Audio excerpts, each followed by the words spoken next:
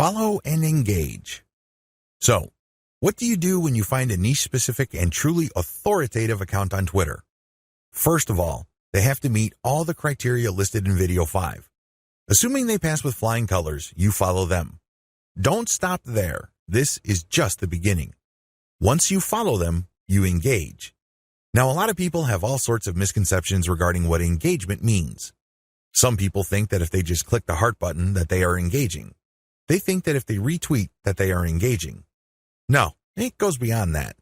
You actually have to engage in a one-to-one conversation with the person tweeting. You click the reply button. I'm not talking about the direct message button. I'm talking about the reply button. Here's where it gets a little tricky. You can't just use a stock answer like, hey, good post, or you're a genius. I admire you. I love you. No, that doesn't work. Those are worthless. Why? And true authorities get those all the time. They're credible. They know what they're talking about. So they get a lot of, hey, good post. You're a smart guy. You're a genius. So what? They get those all the time. You're not going to stand out. Remember, the whole point of engagement is to get on their radar. You want them to notice you. This is all but impossible if you're doing the exact same thing everybody else is doing. Everybody thinks that they're a genius already. Yet another guy piping up and saying the same thing is not going to register. How do you truly engage? Here's what I do. I ask questions. I know that sounds basic, right? But you have to ask the right question. You have to ask a question that indicates to the person loud and clear that you've read their post. Maybe you click through the link that they shared. Maybe you analyze their tweet. Whatever the case may be, your question must communicate this. Your question must get them to think or analyze or look at things with a new perspective. When you do that, you get respect. Why? You're pushing them. You're challenging them. You're not just asking a throwaway question that they already know the answer to. You're not asking something that they've answered 100 times before. You're basically letting them earn a chance to prove why people think they're experts. Most mature adults respect this. They're not scared by this. They're not threatened by this in any way. Even if you do come across somebody who has a thin skin or views this as an attack, you still gain authority and credibility because other experts are following that person. When they see that engagement, they quickly see that you actually have a working brain. Imagine that. You're not just a blind follower. You're not just another face in the crowd. This makes you stand out, even if the expert that you are asking questions to reacts in a negative way. It's on them. It's not on you because you're just asking a question. Of course, you have to ask in a respectful way. You cannot use loaded questions like, when did you stop beating your wife? Or how was it the first time you got hooked on drugs? You see where I'm coming from? Don't ask those types of questions. Discuss controversial points. Another way to get on people's radars is to focus on controversy. Now, please, don't mistake this for being a troll. I'm not saying that you're going to create artificial controversies. I'm not talking about stoking divisive issues. I'm not talking about any of that. You see, in any kind of subject, there will always be two sides. This applies to niche subjects as well.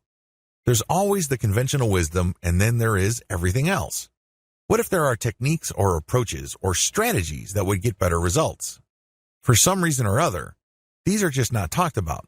For some reason or other, these are kept under the rug. When you discuss these or raise these with experts, this highlights that you, yourself, are an expert.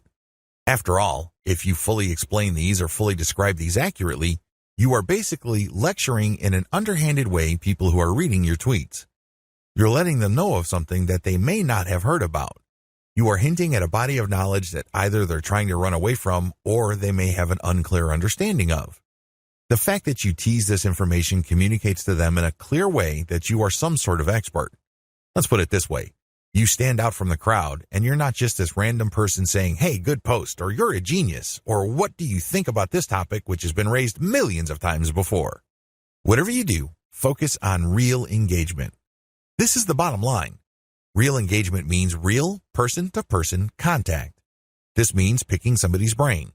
This means sharing information on a real profound personal level. This may not be always comfortable. It definitely is not always convenient, but it's absolutely necessary. You have to reach out. You have to engage. You have to communicate. You have to get the point across. This doesn't mean that you have to always be 100% in agreement. However, it means that you do have to always be 100% respectful. I know this is hard to do if the person you are engaging would feel threatened or get soft on you in the worst way. It's very tempting to fight back. It's very tempting to push back. Fight fire with fire, right? Well, here's the thing. If they act in a very unprofessional way and you keep your cool, who wins? Your brand wins. People start seeing you as an authority. People start seeing you as an alternative. This is how you get on the radar. Either things work smoothly and they agree with you and will love to help you, or things don't work out. When things don't work out, you can still win. How? Through your professionalism. You just have to control your emotions. Twitter is notorious for flame wars, troll attacks, and all sorts of hassles. But if you're able to keep your head together and focus on what you're trying to accomplish, things will work out for the best.